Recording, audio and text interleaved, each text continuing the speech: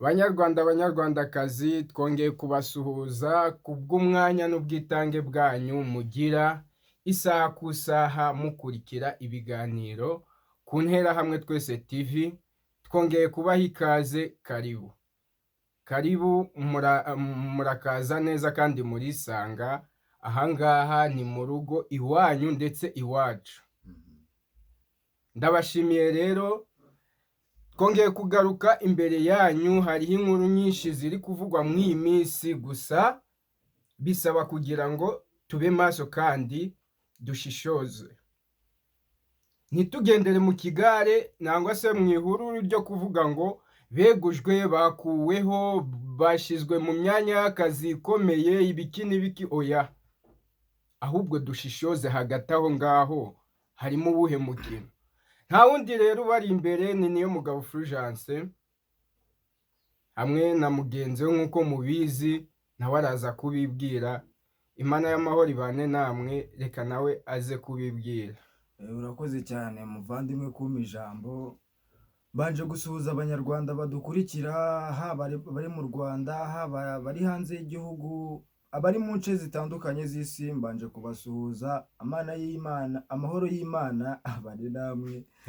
Aka kanya rero na wundi uri kubasuhuza ni Uzabakiriho Asad Shakuru. Mukomeje kugenda mubana kuri kamera z'Interahamwe Twese TV na Mugirente TV, mbasaba gukomeza gukora subscribe, kuko aka kanya ni urugamba turiho, ntabwo twicaye. Kandi n'abarwanashyaka bose aho muri, mbanje kubashimira uburyo mugaragaza uruhare rw'ubwitange mu gukunda igihugu cyanyu. Murakoze cyane. Mushimira Asad, uravuze ngo bakomeza kugira uruhare runini kugira ngo dutere imbere cyangwa se dusakaze ubutumwa. Mbonereho gushimira inshuti zikomeza kutwereka yuko zituri hafi isaha ku isaha. Gushimira si umuco mubi, ntabwo ari umuco mubi, ni umuco gushimira si umuco mubi. Shimire wowe rero wamaze gukora subscribe, harimo Bobo Freeman. Bobo Freeman, ndagushimye cyane kubw'igikorwa cy'ubutwari ukomeje kutwereka n'ubwitange bwawe. Siko bimeze. Umuntu wasohotse gukora subscribe kuri channel yacu bamwita Claudia Shifa. Claudia Shifa, nawe mbonereho musuhuze. Komera cyane aho uri kweri. Imana iguha ibyo wifuza byose mu buzima. Number 1 kuri channel yacu. Imana iguhe Twese TV ibyo wifuza byose mu buzima. Kandi buriya na support nyinshi kugira ngo iyi channel ifunguke byaciye kuri Claudia Shifa. Ntabwo twabura kubivuga. Oya, akeza karavugwa n'akabi kakavugwa, kuko byose kuvuga ukuri si ikosa. Kandi niyo wavuga ukuri undi muntu ku ruhande akabyumva nabi, uwo mureke ntumuteho umwanya, ahubwo wowe ukomezanye ukuri kwawe. Nkomeze nshimire rero ubwitange n'ubushake yagize kugira ngo natwe tugaragare imbere ya kamera z'abanyarwanda. Nibyo, aho uri rwose ugubwe neza, wumve ko tukuzirikana, tugoza ku mutima. kandi nawe umutima w'urukundo ufite wo gufasha abantu, si twe twenyine ufashije, ufasha n'abandi. Ukomeze ufashe abanyarwanda, bakomeze kugira umutima nk'uwa Claudia Shifa wo kumva yafasha n'umuntu atazi, si mama, si papa, si family, ariko akavuga ati jyewe ikibazo cyawe ndagifata nk'icyanjye. Rimwe na rimwe akaba yanakwishyurira n'inzu yahuba. None se ndabeshya? Oya, ibyo uvuga ni ukuri. Kwishyurira inzu yaho kugira ngo uryame neza. Ibyo uvuga ni ukuri. Ibyo ni bimwe mu rugamba turwana.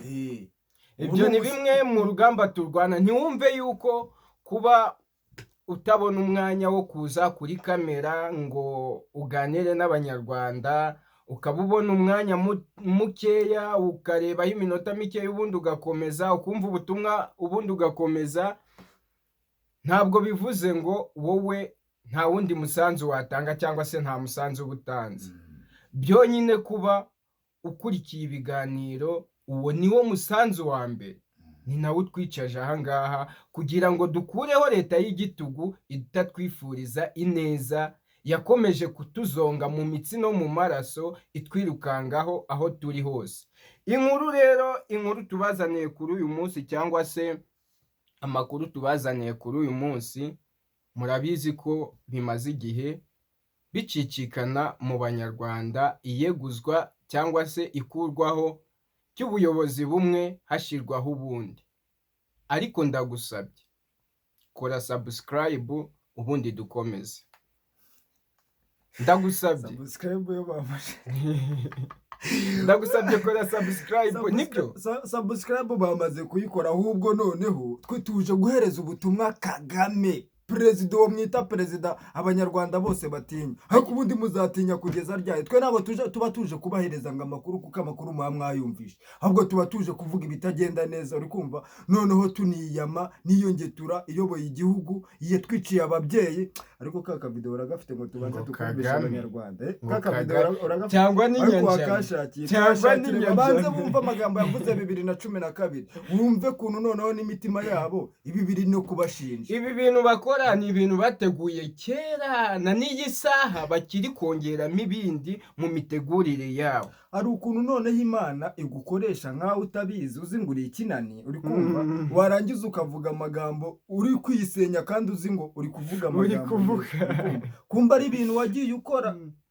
Banyarwandakazi, ndagusabye wowe uzabasha kureba iyi video cyangwa se uzabasha kumvana n'amajwi aturutse kuri iyi video, ndavuga audio, ndagusabye kuramo ukuri kandi ugusakaze hose. Ndabizi neza ko uriho kandi udukurikiye, gusa muri ibi ngibi ugiye kumva, nawe nk'umuntu ushobora gushungura ukamenya ngo ukuri ni ukuhe cyangwa se ikinyoma ni ikihe. Mu kuza kwa FPR yaje iryoshya inabesha, gusa irangajwe imbere no kwica. Twese turabizi, nta munyarwanda utabizi, kuko ndahamya yuko twese turi imahanga cyangwa se twirukanze imahanga kubw'izo nkegera, izo mpyisi mbi, ubwo ubuyobozi budashaka kugira ngo umunyarwanda agire ahava, agire n'aho agera. Mumfashe rero, mumfashe twumve. Hari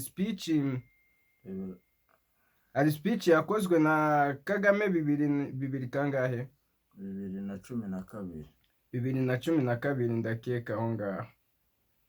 Bo mumfashe dusobanukirwe kandi twumve neza amagambo ayirimo. Mumfashe dusobanukirwe tunumve neza amagambo ayirimo. Abakuru b'ibihugu bya Afurika basa naho bari bafashwe iyi video haciye imyaka myinshi yayikoze, gusa ariko byabaye ngombwa yuko ubutumwa cyangwa se amagambo yakoreshejemo kuri uwo munsi aza kutwubaka kuri iyi saha bitewe n'icyo tumaze kubona. Namwibutsa yuko namwibutsa yuko wowe uvuga yuko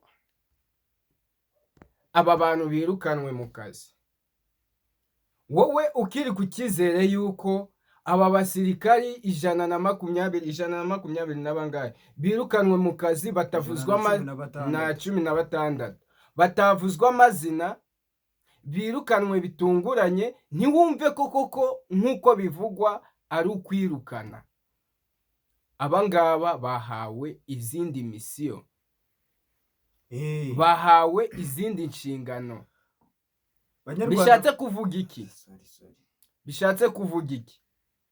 Abangaba ni babasirikari bagiye gukoreshwa impande n'impande hirya y'igihugu cy'u Rwanda, by'umwihariko bakabongera mu basirikari babashije kwicirwa nangwa se gupfa muri M23.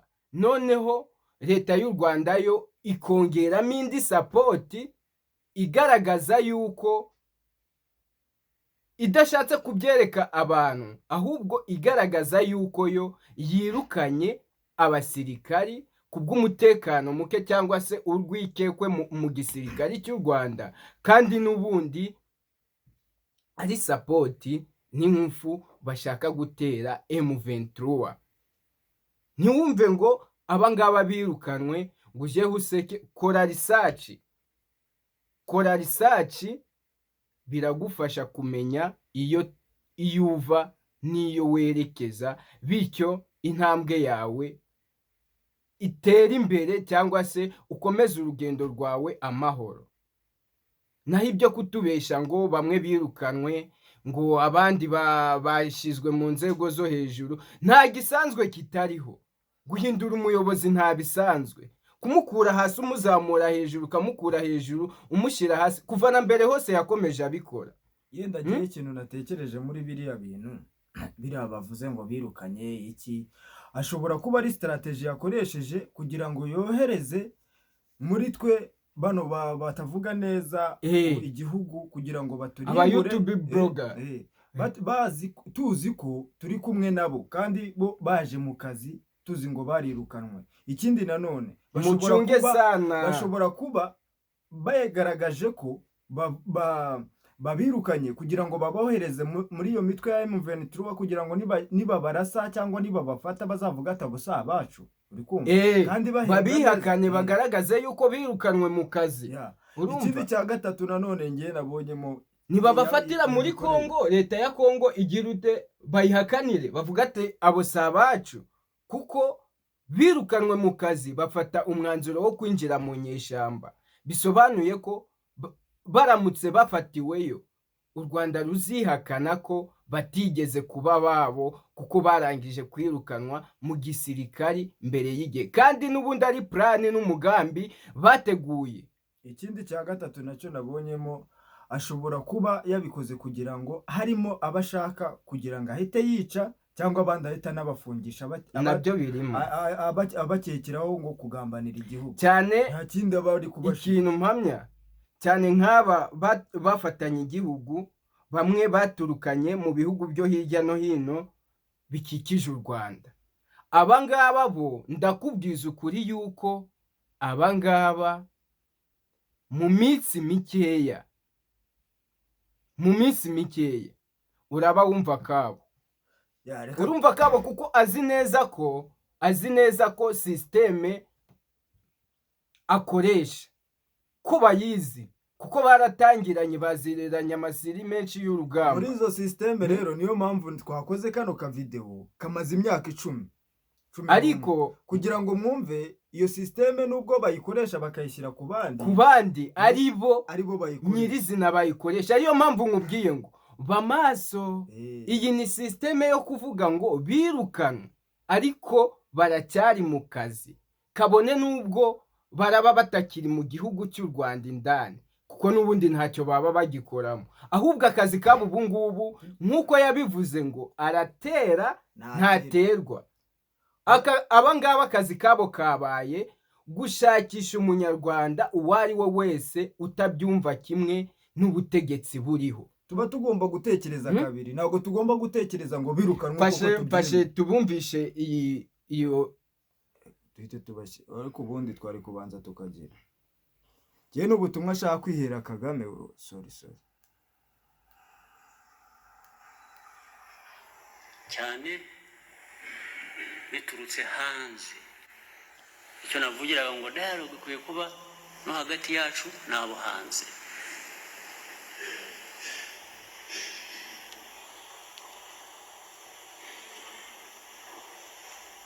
Ndabivugira kandi mu gihe igihugu cyacu kiri cyugarijwe n'ibyo mvuga ubu aho tuvugira aha.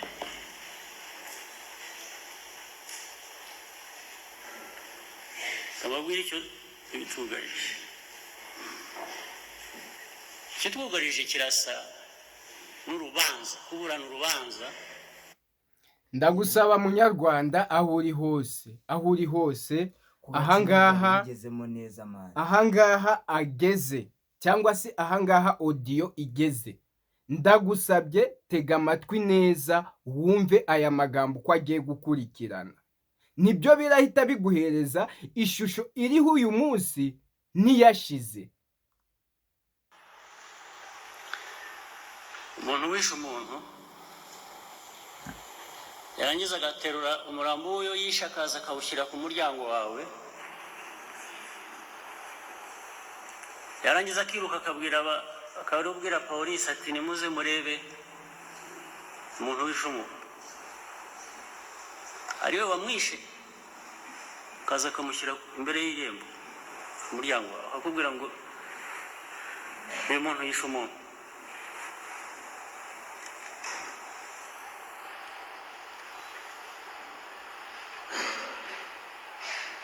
Umuntu turegwa ko twishe wo mu baturanyi hariya bitwa Kongo, abaturega bamwishe kera.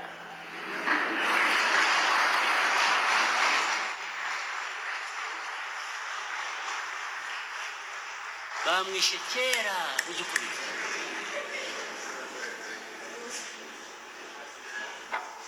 Barangije barazana bamushyira ku irembo ryacu. Niko bimeze.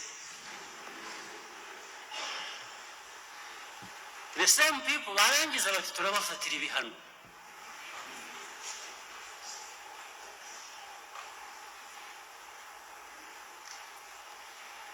Ndetse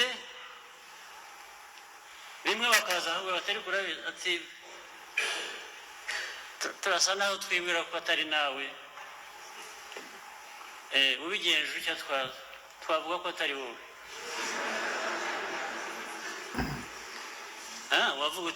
Bavuga uti mbigenze uti mwubwira ko nabigenza mbigire, bati uretse turaje, bakagaruka batarabizi bati ni wowe. Utize bigenze bite ko utari ibindi bimenyetso bishya mwabonye, hari ngoya, niko tubyumva, niko tubishaka rwose, bikagenda bigaruka kabiri gatatu kane gatanu bityo. Ariko icyo nshaka kuvuga ni iki, inama najya aho kurakarira abo bameza batyo,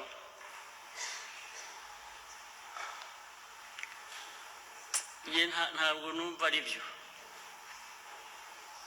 Numva dukwiye guhindukira ubwacu tukigirira umujinya, tukirakarira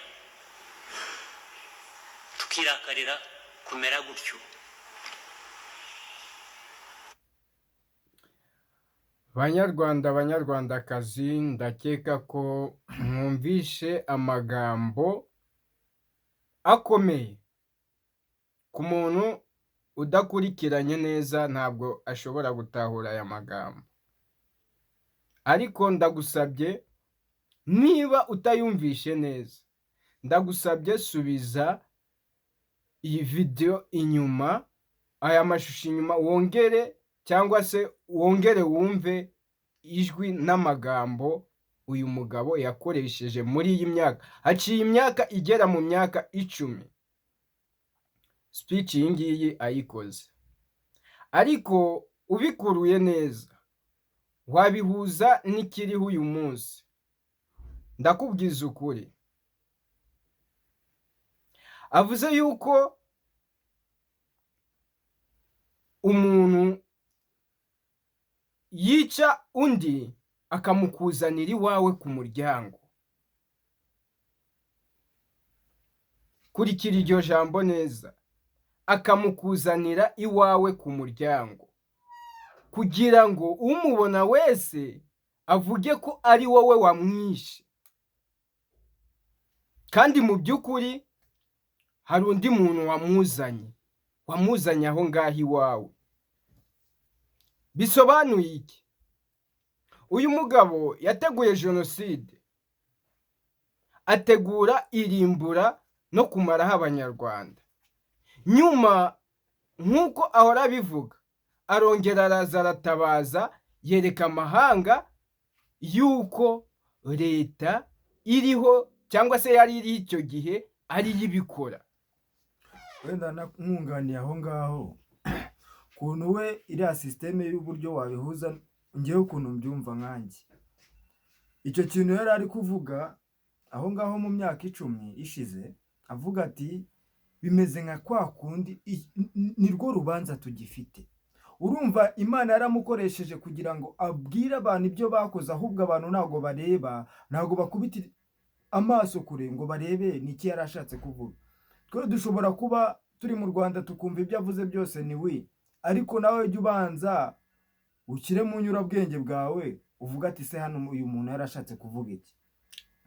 Yaravuze ati ahangaha bimeze nko wa wundi wica umuntu akaza akamushyira imbere y'umuryango wawe, yarangiza akaza akagushinja ko ari we wamwishe, kandi niko bimeze. Niyo systeme bakoresheje, niyo systeme yakozwe. Munyarwanda huri byumve, komeza ijambo ni ryawe Asad Shakur. Ubwo rero bamaze kwinjira mu gihugu bisha abantu, bamaze kwica abantu, imirambo baragenda barayitegura ku Gisozi, abazungu baraza baragura, bereka amahanga ko abahutu aribo bakoze jenoside. Noneho bandikaho ijambo tutsi hariya ku rwibutso hejuru, bandika akajambo tutsi hariya, bivuze ngo bisobanuye ubwo kubera ko barangije kuvangura, bivuze ngo abahutu nibo bisha abatutsi. Nicyo yashatse kugaragaza, kuko niba yaragaragazaga abahutu, abatutsi n'abatwa, nyuma agashiraho urwibutso rw'abatutsi, bivuze ngo hagati aho ngaho abatwa n'abahutu nibo bivugwa ko bakoze jenoside, dore ko abatwa bo batanavugwaho cyane, kandi koko n'ubundi ntabyo bari barimo, n'abahutu ntabyo bari barimo, ahubwo kubw'inyungu z'abagashaka buhaka bo ngabo n'ubundi bumva ko bazatuyobora cyangwa se bazadutwara uko bashaka. Siko biri. Yewe nk'ubutumwa nashaka kwihera Perezida Paul Kagame Shizamanga n'umutima wanjye wose, ngiye kukubwira ibintu biri kumva mu mutima, ntago ari ibintu biri kumva hehe mu mugongo cyangwa hehe, ni ibintu biri from my heart, kuva mu mutima wanjye. Aka kanya rero ku butumwa nakugeneye, nta myaka 300 uzabaho, niyo wayibaho, uri kumva ubuzukuru bawe bazaba muri urwo Rwanda wubatse. Icyo nakwifuriza umwuzukuru wawe n'umwuzukuruza uzabaho wishimye, ntago nakifuza we Paul Kagame nka perezida w'igihugu nakuze nkunda, nzi ko ari we perezida, nabonaga nta wundi mu perezida uzamusimbura. Ariko aka kanya aho bigeze mu myaka 30, umuntu yaguhekura ukamubwira mbanze mubwira ubutumwa, kuko ubutumwa ndashaka ko nta muntu buvugiramo, ni ubutumwa buvuye muri nge, shaka kwihera Perezida Paul Kagame. Niyo butamugeraho, niyo bwazamugeraho ikindi gihe, ariko aka kanya ngiye uzaba kiriho Asad Shakur, ngiye kukwihera ubutumwa buvuye muri nge, nta wundi muntu uzabwumvana, nta n'undi muntu uzabona dusa uzabikubwira, ni ngiye original. Uri kumva? Icyo nakwisabira ntago ari ukugusaba, ni ukukubwira kanyine. Uri kumva? Icyo nakubwira Paul Kagame, aho uri banza ureba amaso yawe, urebe igihugu aho ukigejeje, aho wagikuye. Nk'uko babivuga, umutekano wagihaye, nubwo gihe umutekano wa mbere mvuga w'umuturage uba mu nda, undi uza ari inyongera. Uri kumva? Ibyo wita rero ngo wujuje abasirikare mu Rwanda ngo niwo mutekano, wose wo mutekano umuturage akeneye. Umuturage akeneye kubanza kurya, yamara kurya agakora. Umuturage namara kurya agakora, n'uwo mutekano we ntabwo uzaba ukiri ngombwa. Gute se abantu baba bariye bari gukora kugira ngo bakomeze batere imbere, baba bari gupfa? Hariho ibiryo umuntu yaba afite n'undi. K'ikintu gituma dupfa iby'isi ari iki gifu. Iki gifu ko aricyo gituma abantu twese dushwana tukangana, kandi hajyamo akantu gato cyane, nta nubwo hajyamo ikiro, ariko ugasanga inda yatubujije amahoro. Na n'iyi saha iri gutuma umunyarwanda aceceka akabumba umunwa bakamukandagira kubera inda. Wowe uri imahanga, wowe uri mu Rwanda, wanga kuvuga kubera ko igifu kiri kukubaza ati bimeze gute. Uri kumva? Mu gihe rero icyo gifu kiri kukubaza ati bimeze gute, ukaba utashirika isoni, ngo ubanze kureba iyo gavumenti yaguteje inzara ahubwo ngo iri kuguha umutekano, ntaho waba uri kujya. Niyo mpamvu rero ubu butumwa nabugenewe Perezida Paul Kagame, nyir'igihugu gifite umutekano ku isi, ariko njye singutinya, uri kumva, niyo napfa umutekano. Ubwo si urambwira umutekano wuhe kandi uri mahanga? Hakabaye hari umutekano buri mu gihugu u Rwanda rwakubyaye, uwo mutekano uvuga ni uwuhe? nyine sinaje gushaka umutekano njyewe, weho waje kuwishakira nkawe, ariko hari abawukubujije kandi